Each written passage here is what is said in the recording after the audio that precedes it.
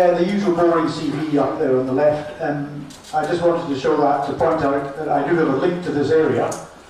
I spent my teenage years in Wallington, not far from here, and I know this area quite well, and I'm delighted to say I have 3 very old friends going back a long way to the early 1960s in the audience tonight, so great that you could come. The talk will be fairly simple, just so you understand about the oil exploration history in the Weald, then dealing with the company currently operating at Broadford Bridge and Horsell, then going on to the earthquakes and the possible link to the drilling, and then my conclusions and the way forward.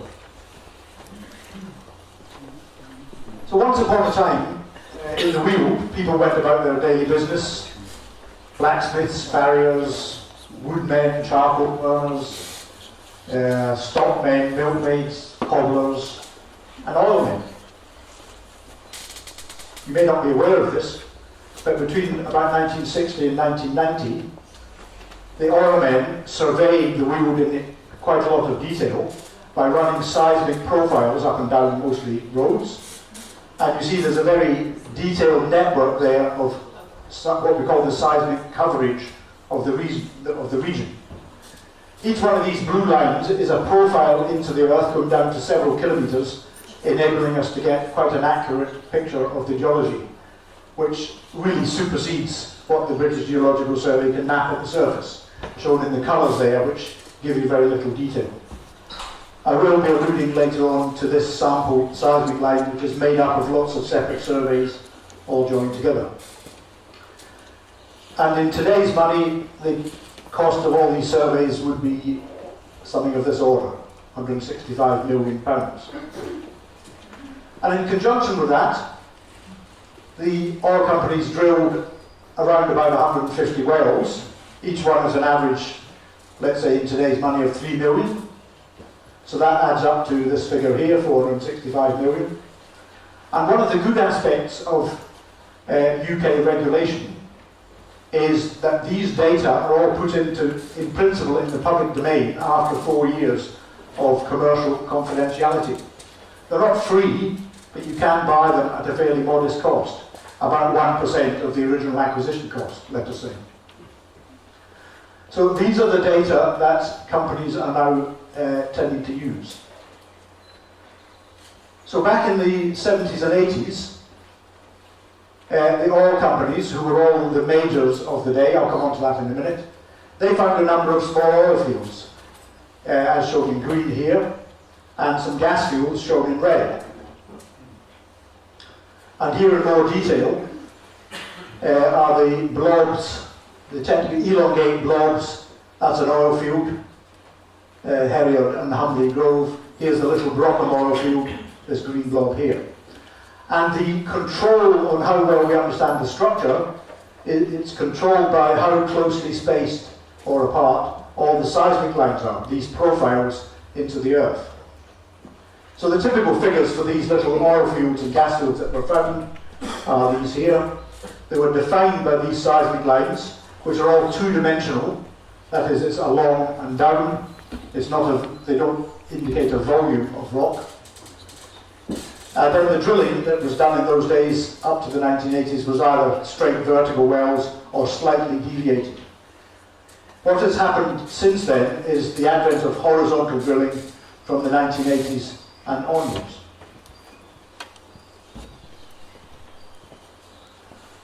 So back in the old days, what we ended up with in the Weald was what I call a benign cottage industry of small-scale oil fields with their nodding donkeys. And technically, I have no problem with that.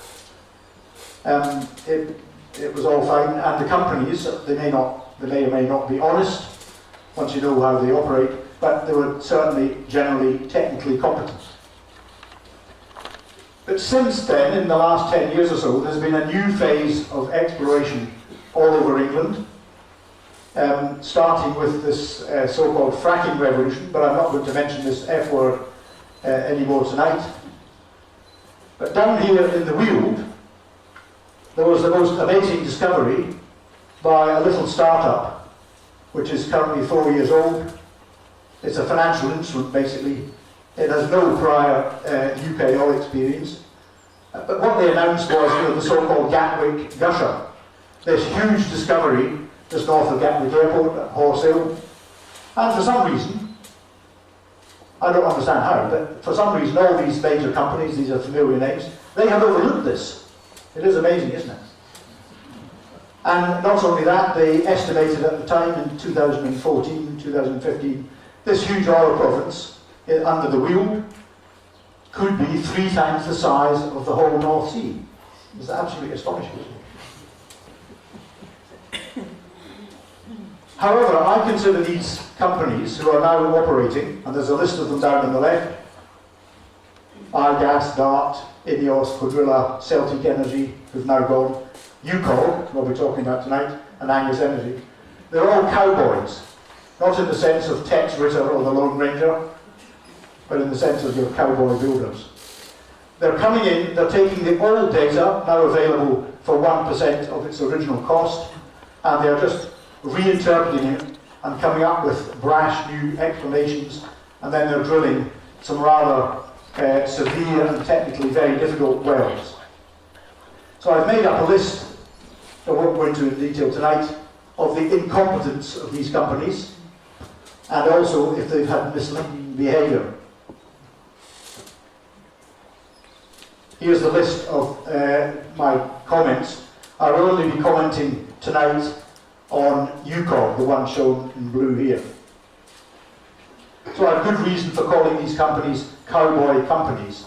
They are technically incompetent, and in many cases they are rather dishonest.